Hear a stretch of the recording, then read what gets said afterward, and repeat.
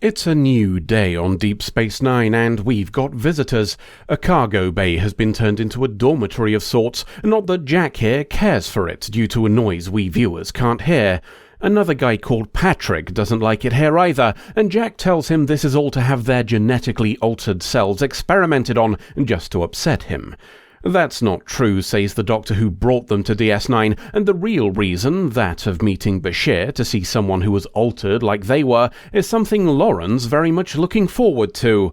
Some anger from Jack has him deliberately injure the doctor, who understands it because he's upset. The doctor leaves after saying goodbye to a final fourth member of the group called Serena, but receives no response. She joins Bashir outside, and after a warning that Jack should be watched very closely indeed, in he goes alone. Bashir doesn't get a response from Serena either, so Jack responds on her behalf by saying she's not going to respond. All of which was in the reports Bashir was given when he agreed to meet with this group, in the hopes of somebody like them being able to connect in a way the other doctor simply couldn't. Jack wants to compare what upgrades they had foisted onto them by their parents, and after Bashir works out a mathematical problem to convince the group he's one of them, he earns the title of fellow mutant. It's not quite the same though, as Jack points out. Bashir managed to hide it for years, and the resulting conversation covers both his dishonesty and the probable results if he hadn't been.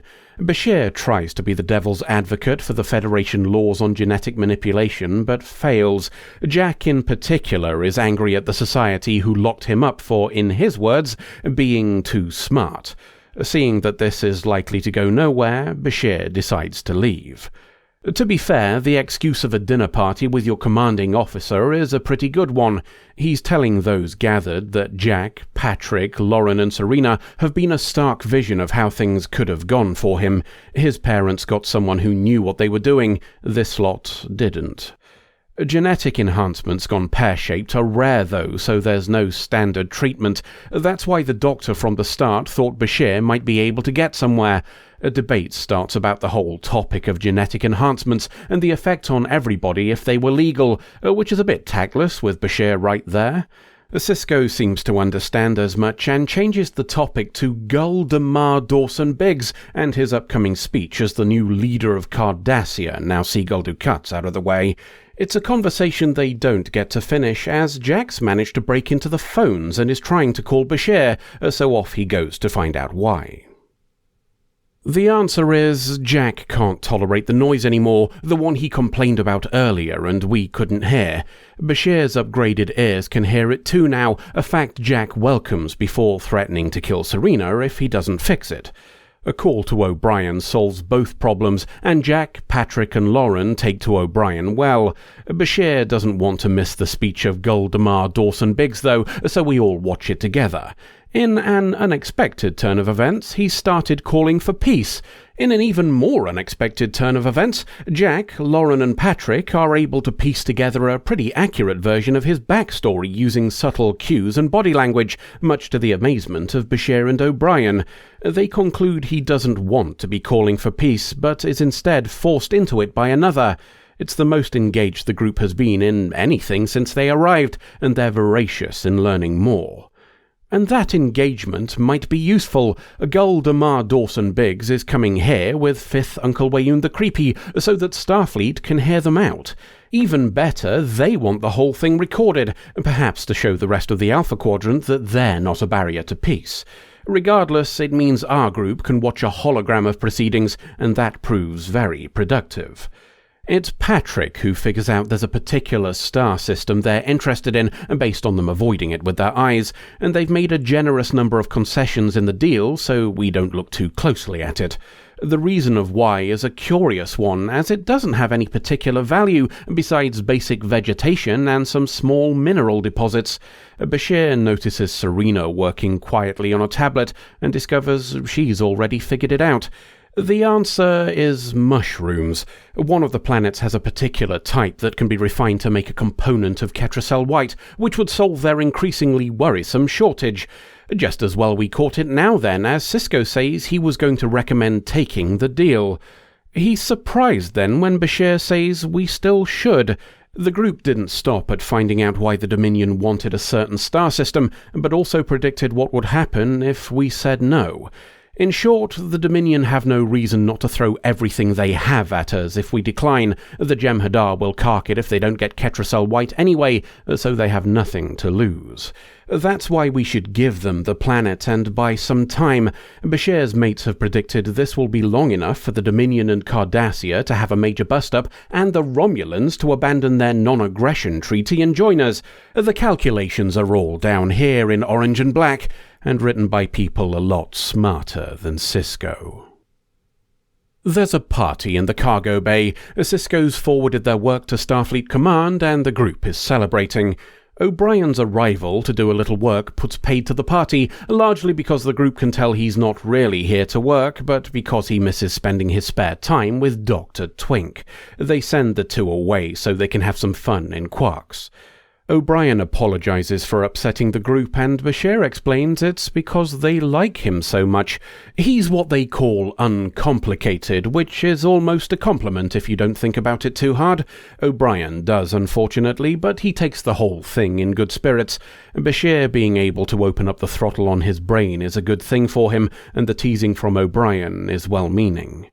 It's quite the come-down when he returns to the cargo bay. His news that they've been given classified data about Starfleet deployments to analyze is forgotten when the group gives him their new prediction, one that shows Starfleet has no way of winning this war, and we should surrender.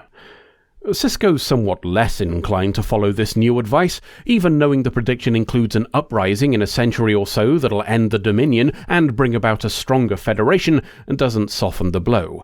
We're not surrendering, and that's final, no matter what Bashir's numbers say.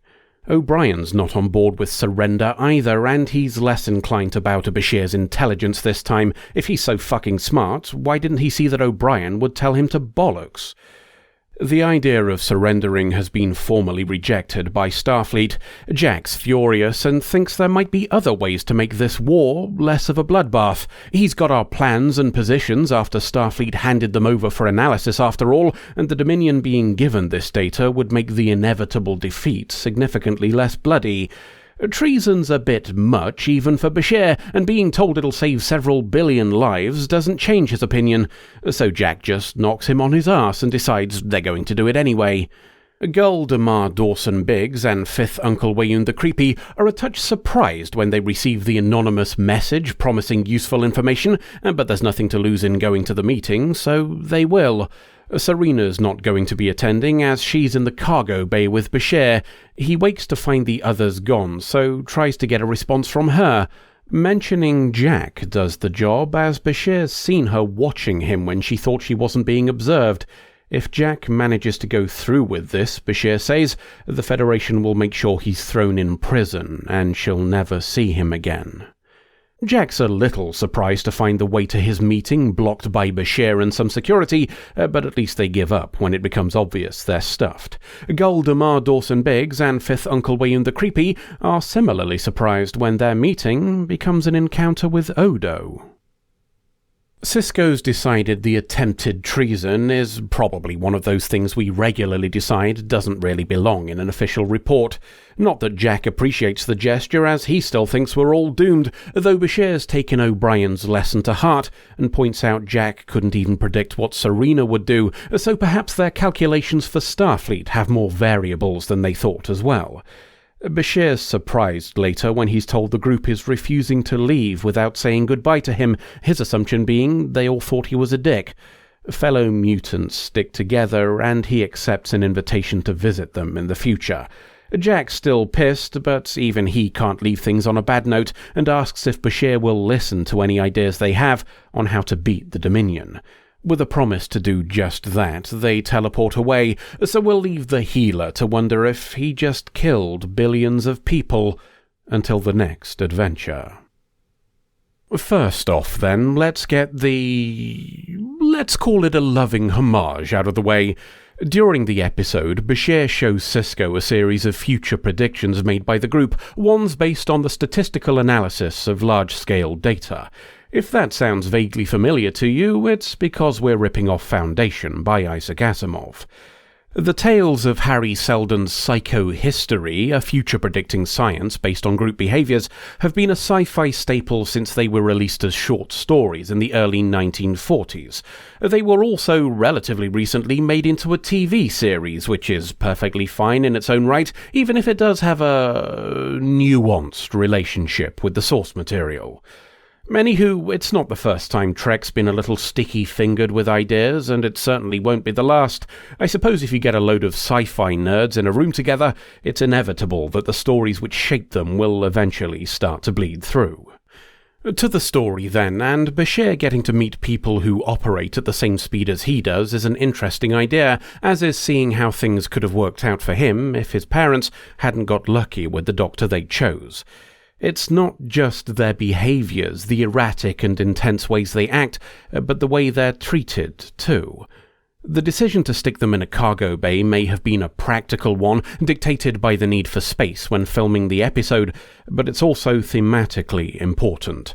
That decision serves the story, an indication of the Federation's attitude towards those who are different.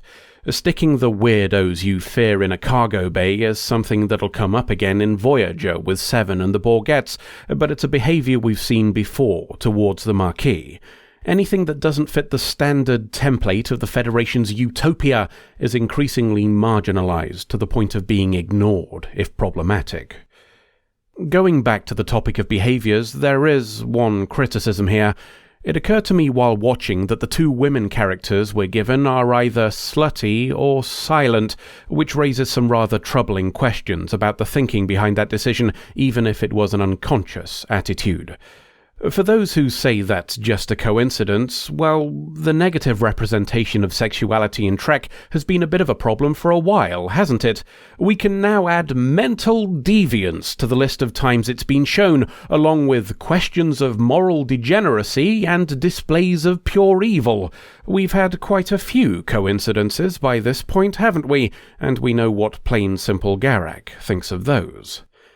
Let's leave that there, though, and return to the story. There are a few minor hiccups, such as why we have holo-emitters in a cargo bay, or are giving the entirety of our battle plans and fleet movements to people who were unknown a week ago, but those aren't serious enough to bring down what we get.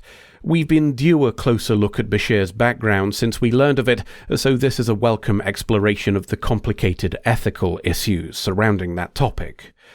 Genetic enhancement is illegal in the Federation, and arguably with very good reason, not just for the fact that it can make Turbo Hitler, but also due to the consequences of those upgrades on a populace without them. The question of how those rules affect those who had that choice made for them is a valid one, though, as is the question of how the Federation's attitude to gene fiddling has wider implications. We had a talk last season about genetic manipulation and how, like 6-year-old Jules Bashir, there are people who would gladly use it to cure me personally out of existence.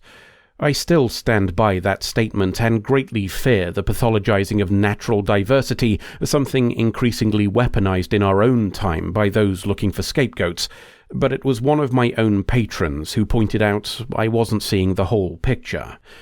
By limiting gene therapy to what the Federation considers serious birth defects, as Bashir said last season, we create a situation where others suffer for what those in power consider the greater good. One man's serious is another man's tolerable, after all, and chronic pain for your entire life isn't technically going to kill you, is it? More than that, though, by choosing to largely bypass an entire avenue of research, we limit our options in situations we can't possibly predict. We're told the institute where Jack, Patrick, Lauren and Serena live doesn't have a treatment because the situations are so rare. If gene editing was better understood, might they have had their edits removed and been restored to their original selves? It goes even beyond that, though, as the same questions can be applied to other stories. Would more knowledge on genetic manipulation have enabled Bashir to cure the blight from Season 4, rather than create a vaccine which can't save current generations? What about being able to free the Jem'Hadar from their Ketracel White addictions? Did we miss a chance to entirely prevent the Dominion's attack into the Alpha Quadrant by removing the leash on their stormtroopers? How much has the fear of Khan held back our pursuit of legitimate scientific progress. Knowledge is not inherently evil, and to brand a whole discipline verboten is to limit our ability to deal with the unforeseen. The existence of Khan wasn't a failing of science, it was a failing of humans. The Federation's knee-jerk reaction to that failing, it could be argued, was simply another failure in the opposite direction. End of episode. This is a welcome change. A bus ride? Well, yeah, but that's not what I meant. I mean, things going right. Based on our luck to date, I didn't really expect this to work. We've had quite the string of misfortune, haven't we? One might even call it a pattern. All behind us now, though. We've got ourselves a search engine and we're on our way to the Geo City. Things are looking up for... Hold on a minute. Do we have a collective name? A what? A name fit pair of us. Why would we need that? So I know what to call us. Why would you? Actually, I don't care. Whatever. No, we don't have a collective name. How about the Credit Canines? How about no? What's wrong with it? For a start, I'm not technically a dog. Well, neither am I, you picky twat. Okay, at least make it the Patreon puppies. Trust me, mate, that's got very different overtones. Then we'll stick with Space Dog and Computer. No, suit yourself. Anyway, things are looking up for Space Dog and Computer. Unless, of course, this is just a false lull in the unending tide of awful. How would you say that? Because it's just occurred to me that we saw one of these things crash only 2 videos ago.